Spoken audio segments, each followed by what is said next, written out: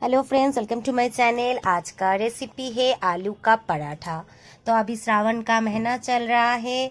अगर आपको सोमवार को विदाउट ऑनियन गार्लिक कुछ खाने का मन करे और अच्छा वाला, तो ये आलू का पराठा एक बार ट्राई करके ज़रूर देखिए।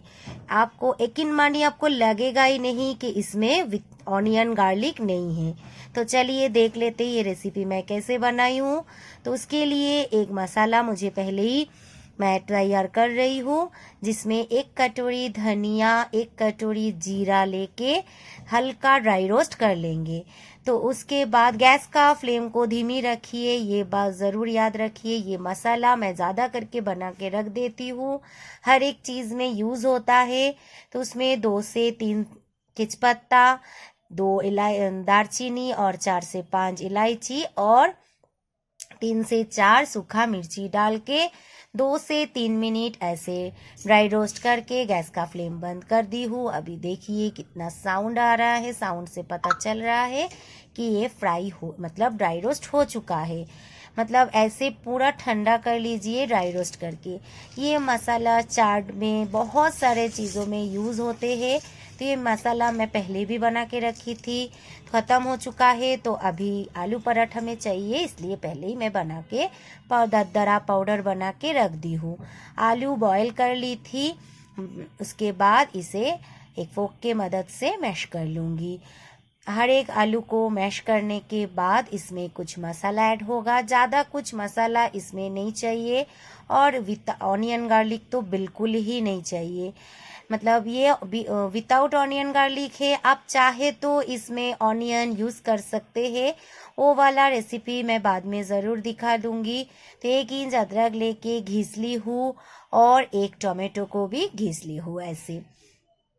उसके बाद इसमें डाल दूंगी स्वादानुसार नमक और उसमें डाल दूंगी काला नमक। दोनों नमक डालिए, गरम मसाला डालिए 1/2 स्पून, और देखिए वो जो पाउडर हमने बना के रखे थे ऐसे, इसे भर के 2 स्पून इसमें अभी डाल देंगे।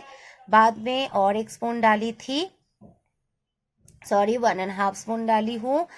अजवाइन हाथों से क्रैश करके डाल दीजिए। हाथों से क्रैश करके डालिएगा तो इसका टेस्ट भी अच्छा आता है और इसमें गैस भी नहीं होता है, इसलिए अजवाइन ज़रूर डालिए।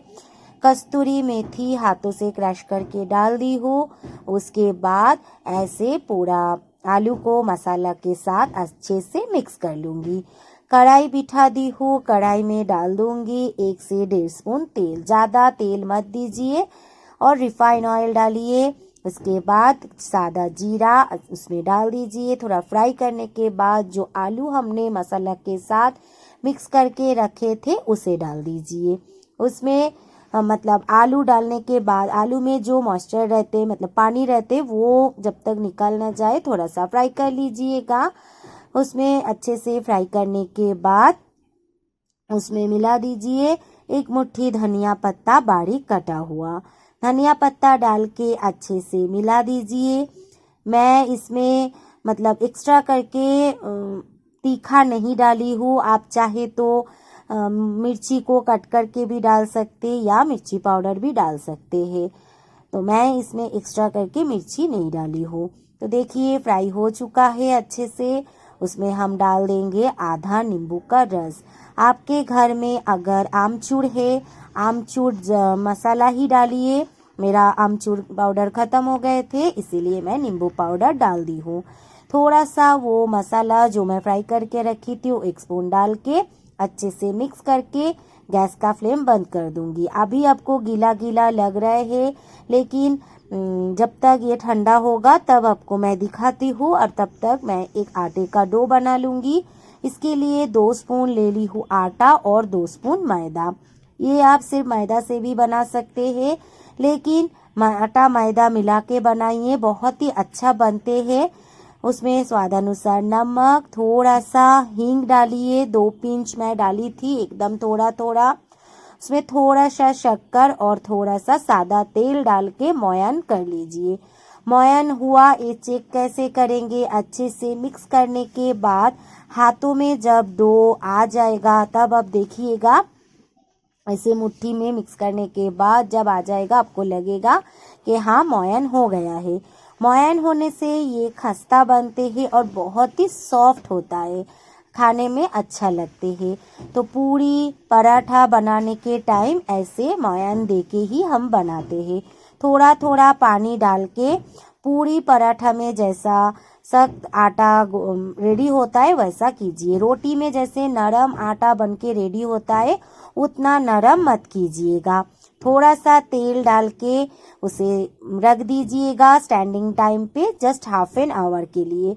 तब तक मैं दिखा देती हूँ आलू हमारा कैसे रेडी करा। तो देखिए आलू अभी ठंडा हो चुका है। देखिए एकदम डो मतलब कढ़ाई से उठ के आ रहा है। आप अगर तभी फ्राई जितना करते उतना ज़्यादा टाइम लगते हैं, इसीलिए वैसा ही छोड़ दीजिए। थोड़ा सा मतलब पानी उससे हट जाए तभी देखिए अपने आप ठंडा होने के बाद हाथों में वो उठ के आ जाएगा। तो आधा घंटा हो चुका है। अभी हम लेची कट कर लेंगे। जैसे हम रोटी बनाते हैं उतना करके एक एक लेची कट कर लीजिए, ज़्यादा बड़ा भी नहीं ज़्यादा छोटा भी नहीं।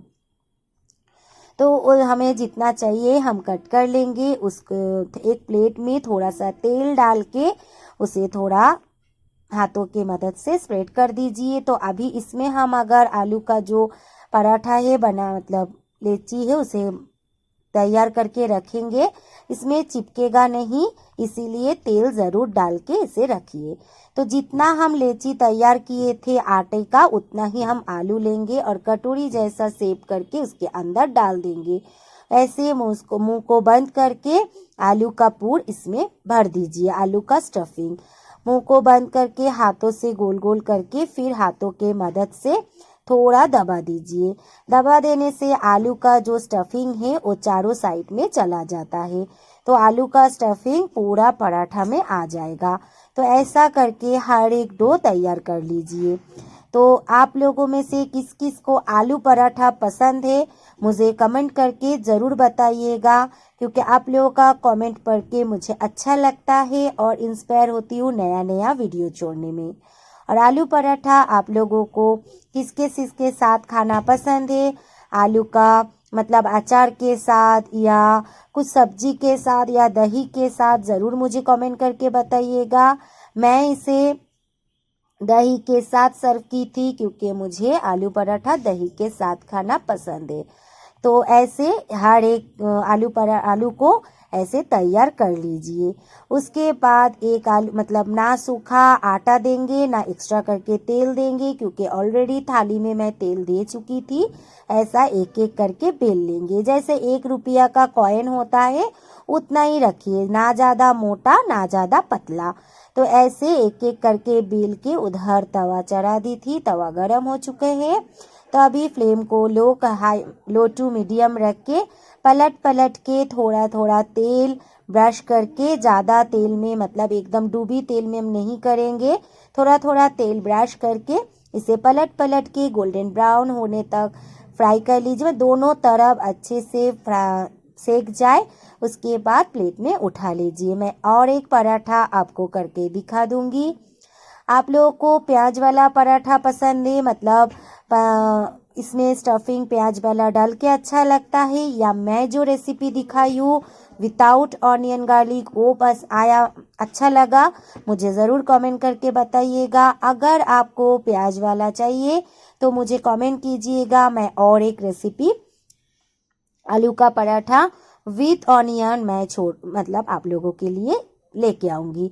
मुझे तो स्पेशली ये पराठा पसंद है क्योंकि मैं विथ ऑनियन गार्लिक नहीं खाती हूँ, तो मुझे बहुत अच्छा लगता है।